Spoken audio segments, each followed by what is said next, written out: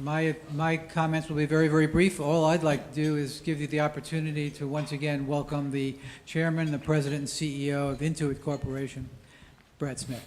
Brett? Thank you, Mike. Good evening, everyone. Just when you thought it was safe to go back in the water, he's back. It's not good. Good news is I'm up on the stage with people much more talented and more intelligent than I am. So I am joined this evening by Steve Hedrick. He's the president and CEO of Mid-Atlantic Technology Research and Innovation Center. After serving 20 years in the petrochemical industry here, he's now achieved that rank. But I say that because he also has served our country in the United States military in the Army and is a proud graduate of West Point. It's a pleasure to have you. Thank you, everyone. Sitting to his left is Holly Kauffman. She's president and CEO of First Energy. In addition to serving as the president of the West Virginia operations for First Energy, she also serves on the board of directors of the West Virginia Chamber of Commerce, the West Virginia Roundtable, the United Way, and the Morgantown Chamber of Commerce. And she has earned master's degrees from the University of Pittsburgh and from Duquesne University and a bachelor's degree from Penn State University. That is impressive. Thank you, Holly. And to my immediate right, last but not least, Dr. Johnny Moore, president of Pierpont Community and Technical College. He is the third president of Pierpont, having assumed that role June 30th of 2016. And that's after 26 years of leadership experience in higher education at both 2-year and 4-year institutions. Thank you, Johnny, for joining us as well. So this evening is designed to be an informal conversation talking about many of the topics we've covered today, the evolving role of the jobs in the workforce, the needs in the workforce, the role that education plays in the future for the state of West Virginia. And so I'm going to begin by just asking a couple of questions, and hopefully you've worked your way through dessert and coffee, and then we'll turn to see if you have questions you would like to ask the panel as well. Is that fair? All right, so let's start with the demands in the workforce and how they're changing. What do you believe employees going forward are going to need to be able to do or do differently than they had to do in the past? So what will be the new skills required or the new behaviors? I don't know, hopefully you guys don't mind if I jump in. Good evening, everybody. Honored to be here with you, certainly, and I'm proud to be up here with this panel. I don't know that they're all new skills, but the skills that my company certainly needs as we move forward are team players who understand how to be part of a team, can lead a team, can be part of a team, know how to follow as well. They're critical thinkers who are unafraid to fail. That's a behavior that I think is being learned more and more, especially in our state. Be unafraid to fail. You have a support group around you that's going to help you succeed as we go forward, so go ahead and do it. Be unafraid to blow something up and get it done, right? And make significant change and significant modifications and move forward. That's one of the behaviors that I need out of employees every day, and they're willing. Moving forward, we also need curious learners, people who are still intrigued and continue to be intrigued and lifelong learners, as it were. I have employees from 23 years old to 83, and that's real. I have two 83-year-olds, by the way, and they show up and get after it and try and keep up with them. So.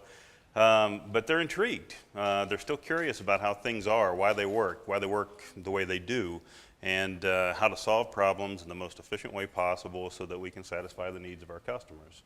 So just a few examples. Awesome. So you had collaboration, you had curiosity, Indeed. And you also had teamwork. Teamwork. Perfect. And we should add another C to it in communication. Gotta have it. Gotta have it. Great. Holly, how about you? And I would add, I agree with all three of those. And additionally, we have line workers, physical workforce, as well as engineers in our company. One of the things that I sit down with our new individuals when they start with the company, and the first thing I say is, you're going to be learning a lot, but you're going to be teaching us a lot too. Mm-hmm. One of the things I want you to bring to the table is fresh eyes and a new perspective and a questioning attitude. Ask us why we do things, because that's going to make us think. Are we doing it because we've just gotten into a routine and we've always done it that way? Is there a better way to do things? So that's one thing that we really need from our individuals. Our workforce, we're still going to need people who can climb poles and do the physical work from that, but that work is changing. It's becoming more and more technical from a computer standpoint. They used to do a lot of things on paper or by phone or over the radio. Now they're getting their tickets when there's an outage. They're getting it on a mobile unit in their sitting in their cab with them. And they need to be able to, they use those now to status their jobs, to put their timesheets in, all of that information. So that's something that they've got to be more comfortable with moving forward. And the individuals coming in, new, and we'll talk a little bit about the PSI school for sure, but that's something that they're coming in with, that skill set, and that's a big benefit to us. And then leadership. The people that we're bringing in today are going to be our leaders, excuse me, our leaders of tomorrow. And, we really look for those individuals that have that special talent to be able to communicate with people, to not only be technical, but also to be social and have those social skill sets that they can talk with our customers, that they can communicate with other individuals on their team. So collaboration, again, that's something that's important when they're out on the job site. So. Great. Thank you, Holly. So we'll go to you, Dr. Moore. So how are you evolving? Well, Dr. Moore or Johnny, which would you prefer? either or. Okay, we'll do Dr. Moore. I'm impressed. So how is Pierpont Community College responding to these changing demands? Well, I tell you, I echo the comments that my colleagues made. And I just look at something earlier you said about the digital natives. Yes. And I have a 12-year-old. I guess he doesn't qualify for the digital natives, but they learn differently. So I know on my end, the type of people that we need professors. And by the way, I started my career as a college professor, but we need people that are innovative in the classroom, because a variety of people learn in a variety of ways, different ways. So we have to use flipped classrooms, teach those subjects, the hardest subjects. Teach in a format where some of the difficult topics are being taught in class, and give them some of the easier things to digest outside of the classroom. So we have to use a variety of formats to get to the desired learning that we want. Now, in terms of, if you think about what you had said earlier also, when you look at the economy here in the state of West Virginia, it's evolving. Yes. It's evolving in such a way, so it's a new and evolving economy. And I think what that speaks volumes to me, you had mentioned I've been 26 years in higher ed, and I've had the opportunity to have worked in a variety of states, in the state of Florida and also in the state of Texas, where their community college systems are a little bit more involved than ours. Ours is relatively young here in West Virginia. And so we have to look at things, I think, a little bit differently, in a sense of community college level here. We have to partner. We have to partner with folks. We do not have the resources to do things on our own. So we have to partner with businesses. We have to partner with WVU. We have to partner with other educational institutions.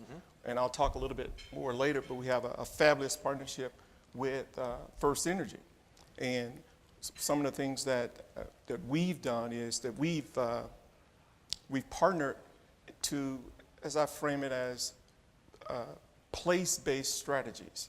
And the whole idea behind those place-based strategies is to enhance college degree attainment, at the same time fill the workforce needs.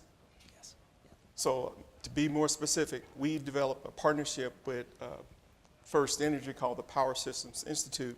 And the whole idea behind it is that it's a combination of classroom learning, academic instructions, combined with those on-the-job training, or those scenarios where students are in the field working. A couple of days during the week, they're getting the academic training. Additional days of the week, they're getting the physical aspects of the job as it relates to electric utility. Interesting. And the beauty of that is that after 2 years, those students attain a degree, which is what we're trying to get them to do. Yes. From us, and also they qualify for an interview with First Energy. And I must say that program is actually being considered for a national award from the American Community College Association. And we have a 98% job placement rate with First Energy. 98%. Yes. Phenomenal. Wow, that is phenomenal. So to answer your question, You know, based on my experience in working in other states and coming here, I think it's a golden opportunity for us to, and I know everybody wants more money, but I think we have to utilize the monies and the funding that we get more wisely by developing relationships with businesses and other institutions to get to the desired result. Wow, very impressive. If I could Steve. offer a build on that, something that Holly said, I wrote down quickly, forgive me for that, because it's a hot button item for me. If you talk to anybody who's worked with me over the years in different organizations I've worked with, and it bounces off of what Johnny just said, we've always done it that way. It is something that my folks know not to say around me. It's just not okay. There has to be a better way. There always must be a better way. And as we sit here in this room and we talk about the evolution that we have to go through, or the transformation maybe that we have to go through in West Virginia, it might be a good preamble for our discussions tomorrow morning or even later this evening to forget that sentence. Because we've always done it that way in West Virginia. It got us to where we are. And we have to deviate path to get something new. And so it's a grand opportunity in front of a lot of us to decide on the path that we're going to take. But so thanks for letting me build on that. It's important. Well said. Well said. Do we have questions from the audience for the panel? Yes, sir. How do you convince the young folks to go the path of the community college and learning the craft versus the liberal arts? What is the, I guess, the accepted way today? Well, and that's one of the things, and just to give you a little bit more of my background, I don't want to talk about me, but I do need to give background to answer your question. You know, one of the things that was intriguing to me as to why I wanted to come to this state in particular, because I've been involved in community college for 26 years, and when you look nationally at the percentage of students that are enrolled, it's about, most of you may not be aware, but it's about 50% of all students use the Port of Education, meaning go to undergraduate school, they use the community college system. Some of the other states have guaranteed articulation agreements from 2-year to 4-year. For instance, the state of Florida. If you graduate from community college in the state of Florida, you automatically guarantee admission into the university at the junior level, which means you do not have to take some of those preliminary stuff. So it's a lot more, and it allows the universities then to focus more on the research part of it. And one of the reasons I want to come to this state is we're relatively young as it comes to community colleges.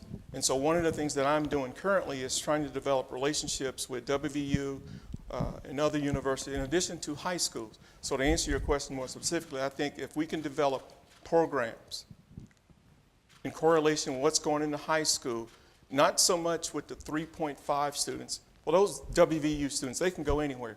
But I'm talking about, I was talking to Dr. Devano the other day, developing a target for those students, the 2.5 to 3. And getting to those students exposed to careers, not just jobs, getting them exposed to First Energy and other companies early on where we alter the curriculum a little bit. So when they come out of high school, they can go in, they can have a certificate, get it. In fact, when I was in Florida, you had students graduating with 2-year degrees prior to graduating high school, which meant they had certification to go to work, not just to get a job, but careers. So I think as a state, if we can push more of our students toward 2 years, not all of our students, because we have brilliant students. So I'm talking about the students that seem to be forgotten about. If we can expose them early on, and I think the key to it is getting to parents and exposing them to what we are, and as a state, clearly defining what is meant by a community college and university, et cetera. Because I know some of the parents that I talk to think going to college means getting a 4-year degree. But if you think about what happening nationally, that could very well mean a 2-year degree. I think you almost have to overcome the fact that that a lot of people think that you're second class as far as education is concerned. Well, see, but we have our work to do to tell our story a little bit more. We opened our Advanced Technology Center in October of last year. It's one of only 2 facilities in the state. And one of the statements that I made before all of the governor, the Senator Manchin and all, is that community colleges are some of the most versatile institutions in the entire world. And that is, we take students regardless of where their lot is in life, so to speak, whether they have if they have a high school degree or GED, doesn't matter. We bring them in and we train them where they are and get them to where they want to go. And that's why it's so important for us to have articulation agreements with the WVUs. We could take those students and polish them up and give them to WVU and other institutions, and therefore they have a better student than they would getting those students. Do you have the ability to change courses as the situation changes as far Yes, as and that's jobs are concerned? That's the beauty of a community college. We're, by design, we're supposed to be nimble. And this morning, Brad was talking about the personalization, especially with the digital natives.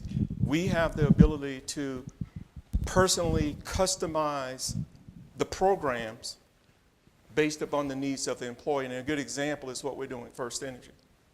First Energy is they work with us on developing the curriculum.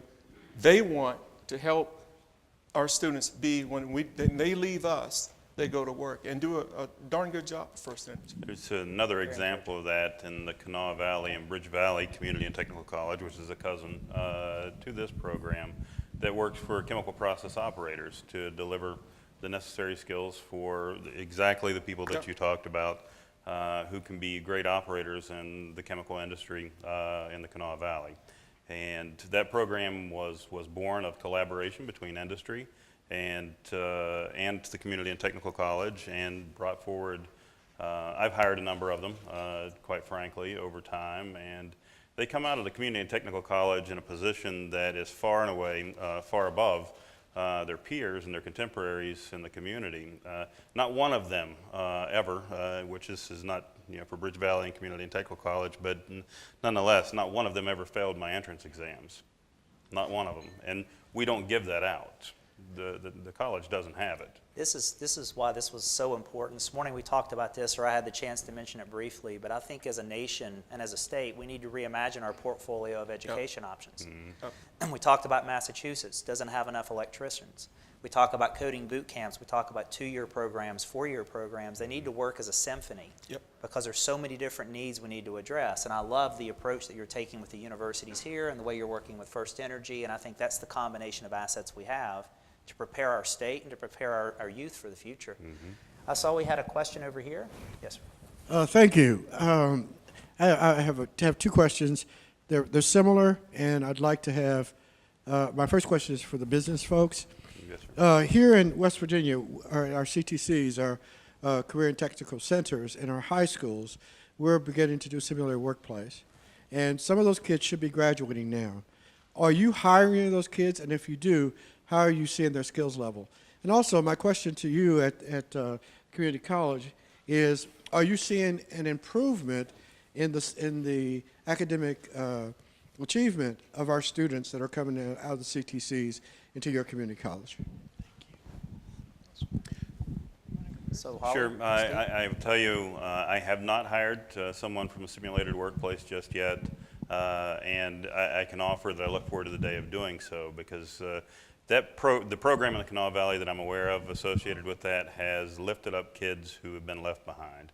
And it's an exceptionally powerful program. The instructors are committed, they're passionate, and they're delivering skills to these kids that, trust me, they didn't have it before, and giving them an opportunity for life.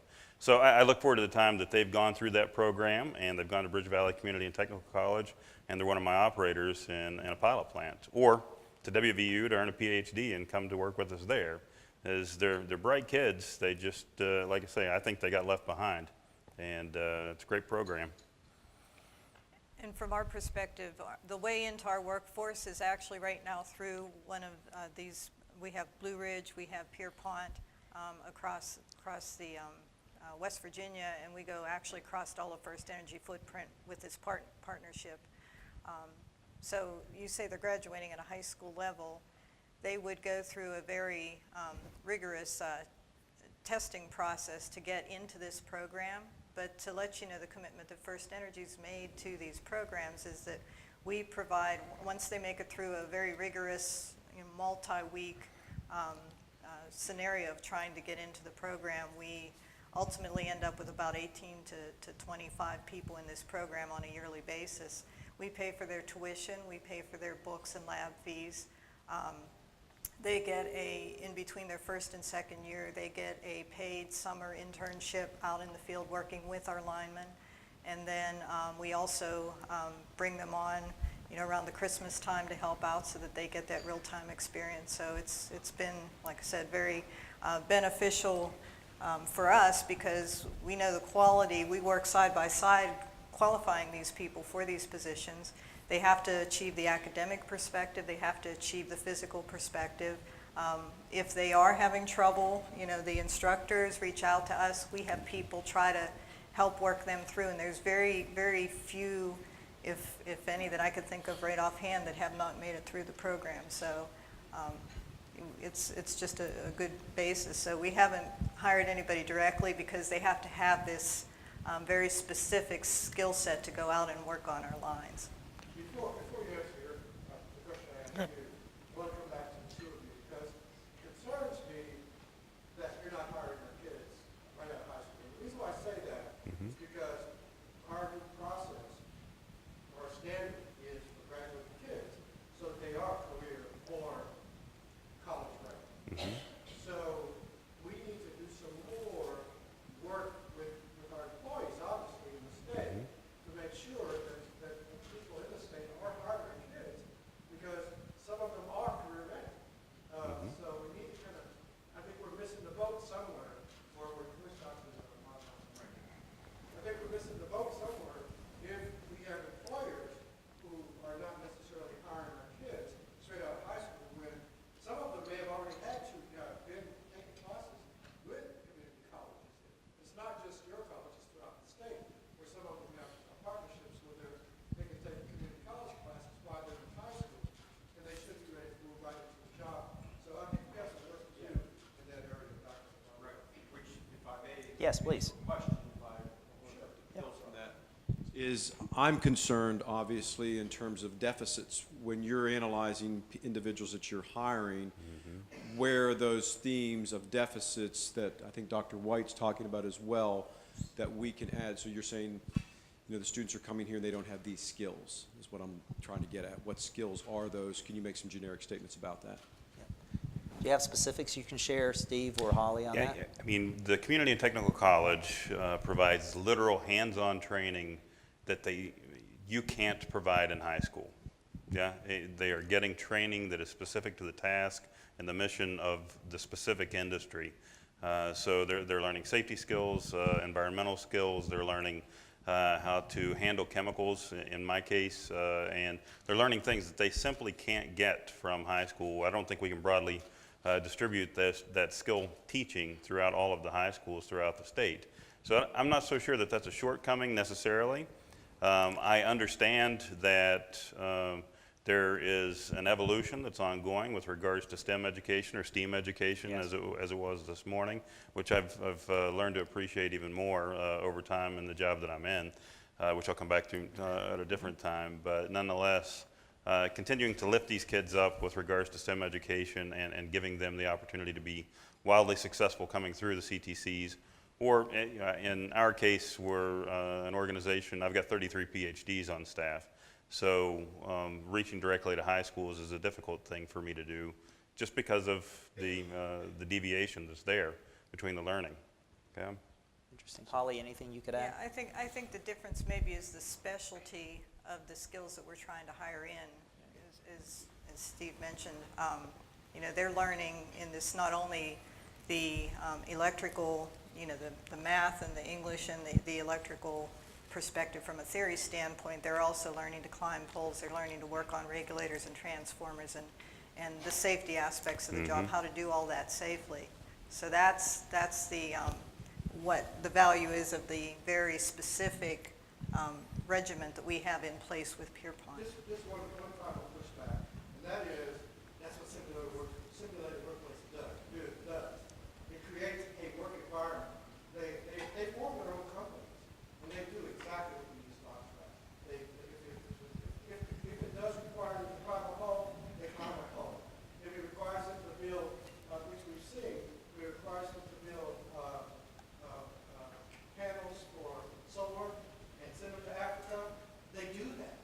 They know it. They write the business plans, they do all the things that, not, just obviously, we're not getting the information out to you. But these kids are amazing.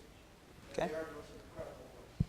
So it's worth learning a little bit more in that front. Absolutely. Yeah. Love to learn more about it. Perfect. And look forward to it. Now, you had a question for Dr. Moore. I don't know if we got I the don't chance. remember the question. Yeah, I apologize. Neither do I. I'm doing a poor job of facilitating, so. My question to you, Dr. Moore, are you seeing a difference in the achievement level of our kids now that they're beginning to do these kinds of similar workplace things and they're actually applying math to the things that they're doing before they come here? Well, overall, I would say, and that's just not just here, since I've been here for, this is my 7th month, not that I'm counting, but my 7th month here. Just overall, we see, and I know at the university level as well, they see students are not prepared. But community colleges, that's what we do. That's what we do. We specialize. The whole purpose of why community colleges were created is to give students that second chance, to give them that nourishment, that guidance that they need to be successful. So yes, that's one of the challenges that we have in terms of trying to make sure that we give the students the proper, because as Brad so eloquently laid out this morning, the students learn totally different now. And so I think it behooves us not to be even more creative in the classroom onto how we're delivering and making sure we're adhering to the different learning styles. So I don't see a great difference than what it's happened over the years in terms of people coming in. Just one perspective, I'll sit down, because I think it's very important to us in education, because this is what we're really pushing. Right. This whole simulated workplace.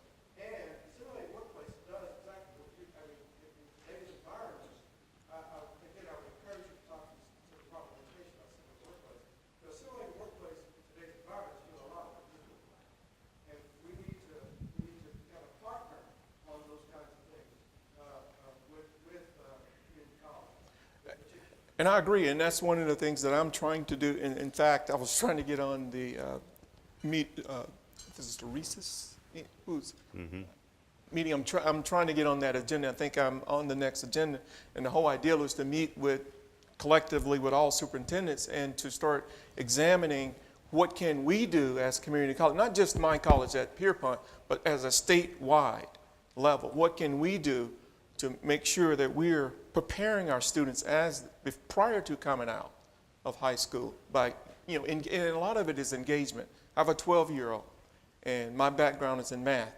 And one of the things that I found with him is that when I can engage him, he gets it.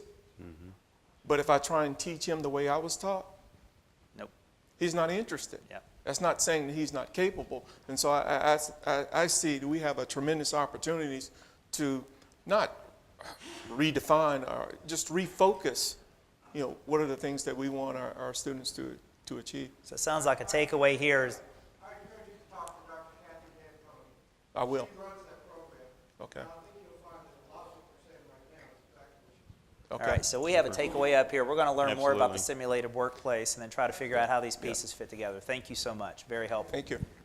One thing I might want to add, I think that is important in this, simulated workplace, and Mike Green and I were at a leaders forum with SREB and looking at this.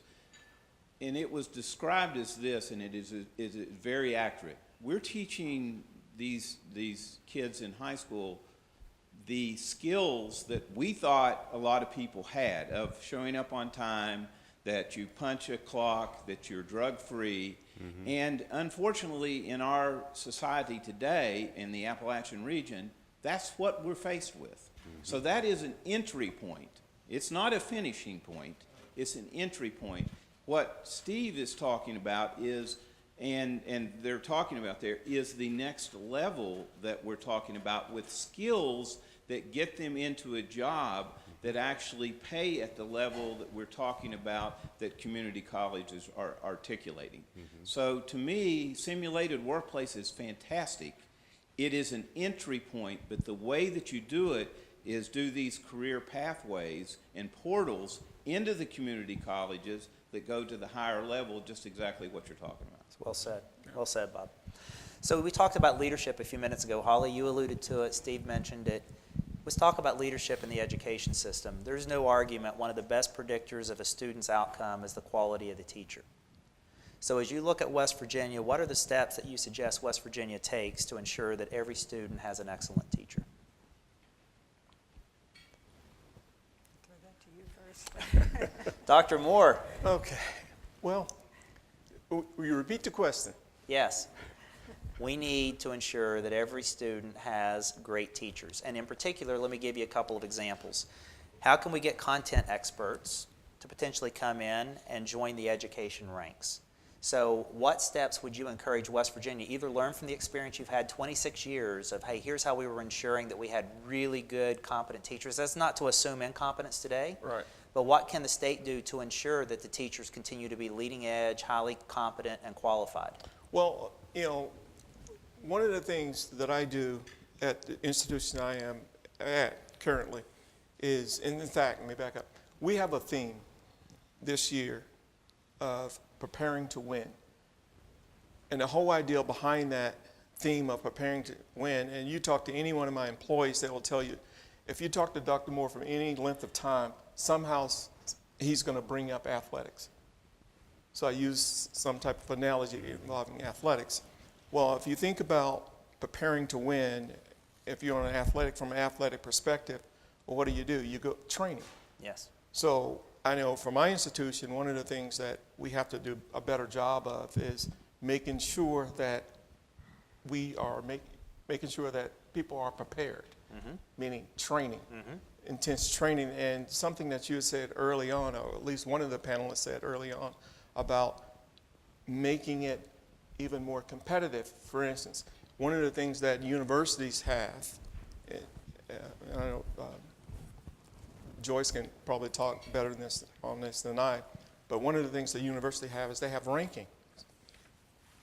I started out my career as a math instructor, and after doing research, scholarship, community service, all those things, I was promoted.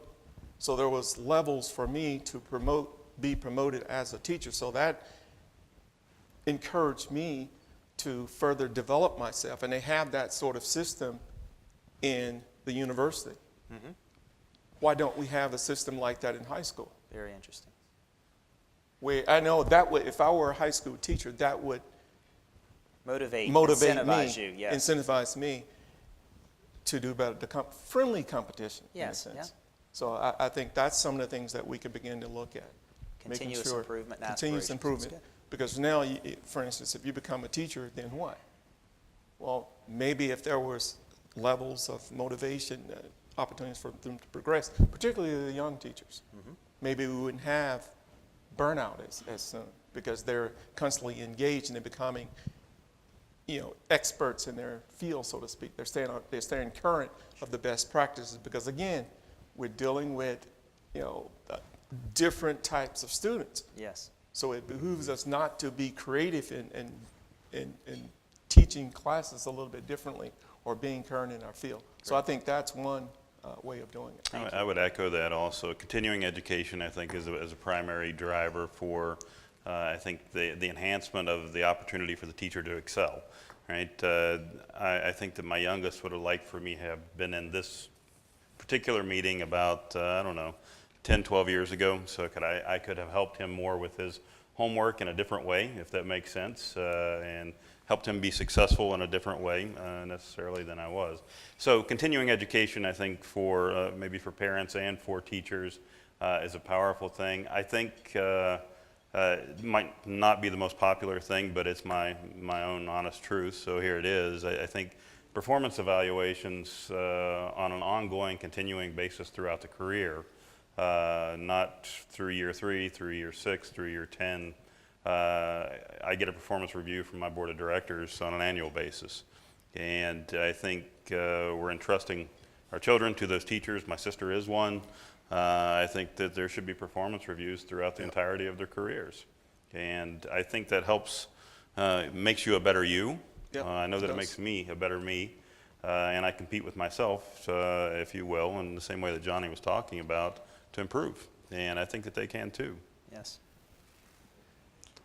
And I don't know if I have advice of how to make the teachers better that they are, but I will tell you something that's working right now with the program that we are is that the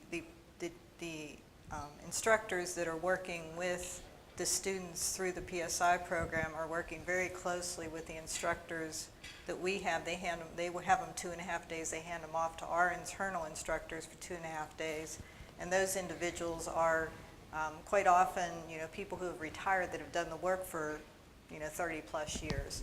And so they work closely with them so they understand, they're not just teaching it out of the books of the classroom, they understand what the business needs, and they're working as a team really to get this student prepared for the job. Yeah.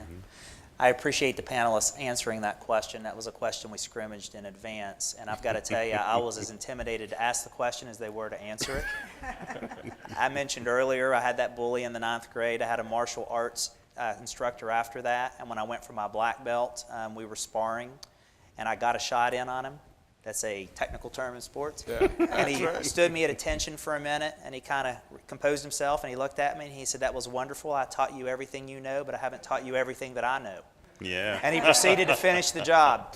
So the point here is this is not about taking people who are responsible for why we are where we are today and try to tell them how to do their job. But there are some practices here that we all live by today, like performance reviews, peer reviews, continuous learning. I saw a stat that stunned me, that the half-life of an education, in other words, when will half of it be obsolete, is now 2.5 years. Amazing. That the pace of change is happening so quickly that aside from the fundamentals, the specifics are actually evolving quickly. So if we aren't continuously trying to learn, then we're going to get stale, and the students we produce will be stale. Mm-hmm. And that's a real challenge. Mm-hmm. So let's go to other questions in the audience. Okay? We'll go over, whoever gets the mic, I guess, gets to speak. See, how do you like this facilitation? It's just whoever starts talking, I said, great. Well, I think one of the biggest impacts or highest impacts education can have on economic development is through innovation and startups for entrepreneurship. And I wonder what you're feeling. I'm not sure exactly what your company does, but I will sit with you afterwards and give you all of it. It's exciting. Yeah, trust me. That'd be great. But I think that's where, it's great to get a middle skills education and go to work for someone else. But I think at least in the short run in our economic recovery, the idea of getting a middle skill or getting an education and be able to transfer that into entrepreneurship or through some sort of innovation center or shared space or launch pad, collaboration between business innovation centers and our technical schools, and how you would see how we could do something different to foster that relationship between education and economy in West Virginia.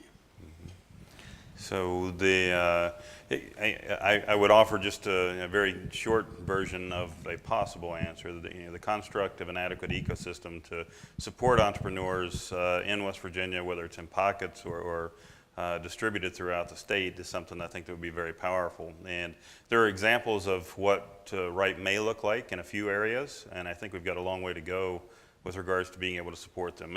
And by that I mean an opportunity for them to have semi-legal or semi-free legal support, or CPAs who can work with them, help them understand better how to run a business, because you don't necessarily graduate from high school with that all the way under your belt, right? You need an opportunity to have that help. Mentorship behind the scenes for those young people, or for that 30-year-old or that 40-year-old who wants to break out and be an entrepreneur. They need mentorship, and they need kinship, as a matter of fact, because it's kind of a lonely trip on the entrepreneurial trail.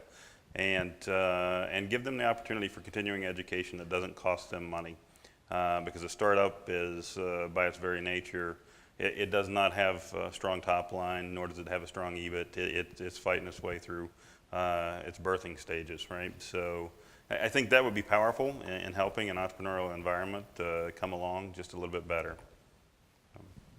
Well said. Question? As a professor at Shepherd University, this might be sacrilegious to say, but it seems to me that the community college program offers an awful lot of opportunities that West Virginia heretofore hasn't really taken advantage of. As Johnny said, we're very new in the area. Are there plans to expand the community college system in the state of West Virginia? I know we have a partnership with Blue Ridge, but it just seems like that's going to open door, as we've heard from our panel, to careers, not just jobs, for a lot of Yep, kids I agree. who don't want to go on to a four-year school, which is great, as we heard this morning. We need that. Are there plans for expansion of the community college program? If I haven't, no. Yes, I think there are major talks and discussions along those lines. I know every state meeting that I'm involved in, those are the conversations I bring up, because again, if you really think about where we are as a state, and I know I've only been here a short period of time, but what speaks loud and clear to me is community colleges and what we can do if we as a state start focusing our energies toward that way. I mean, this is not, what I'm about to say is not to knock the universities. Our missions are different. Different students. The community colleges were designed. I mean, that's how the whole creation of community colleges is for them to tailor and personalize the programs as it relates to jobs, as the relationship we have. And I think as a state, we need to do more of that, working directly with First Energy and other companies. Because, what was it, Bombardier recently announced that they're going to have, I think within the next year and a half, a need, they had an expansion for 150 some odd employees. Well, we work hand in hand with Bombardier, but with the limited resources that we have, we can't pump out the types or the number of employees that they need. And so so to answer your question, expansion, yeah, so those are the talks that we're talking about now. What can we do from the state level to help us to accommodate the needs of Bombardier? Because that could be, we talk a lot about diversifying the economy in the state of West Virginia. Well, here's an opportunity for us to do just that.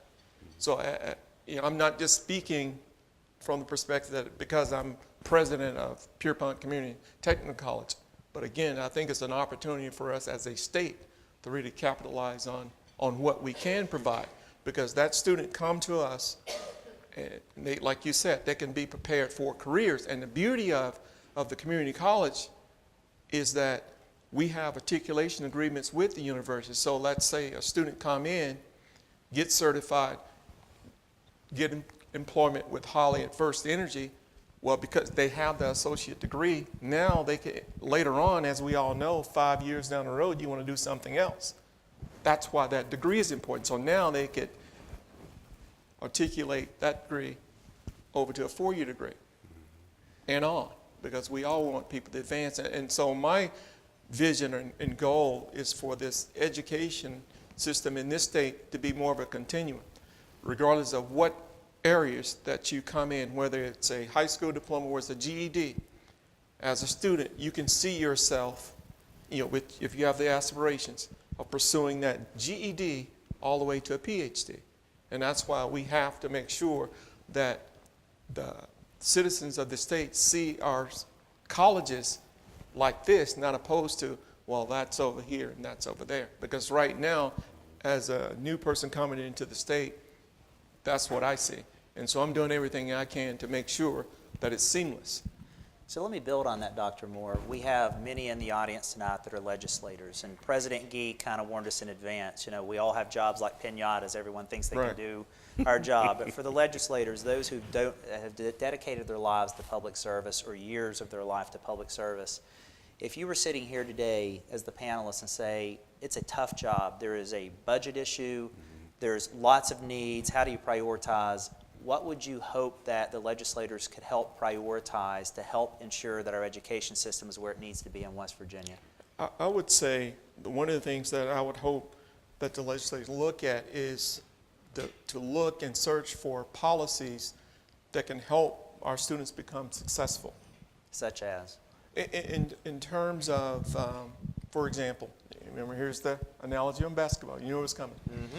Well, legislators can set a policy and a goal, rather, for us to increase our success rates of students and create incentives for those of us who accomplish those goals. Yes. So we can look at, I know some of the other states have what's called performance-based funding. I mean, I know there's not lots of pots of money out there, but you have to, I think one way of making sure, ensuring that we do what we're supposed to do is to make it a little competitive. Okay, how about you, Holly? Do you have a perspective or an idea?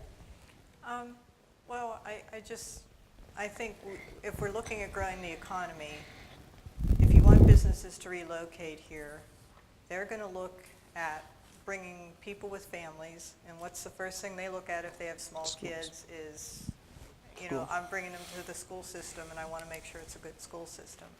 So I don't sit here pretending to know what the solution is for educators, because I'm not in that field and that's not my expertise, but you know, clearly there's a link between economic development and having a good quality education that people want to bring their kids to. So you want to create an environment where people are looking at it saying, yeah, I want to move my kids there because that's the school I want to get them into.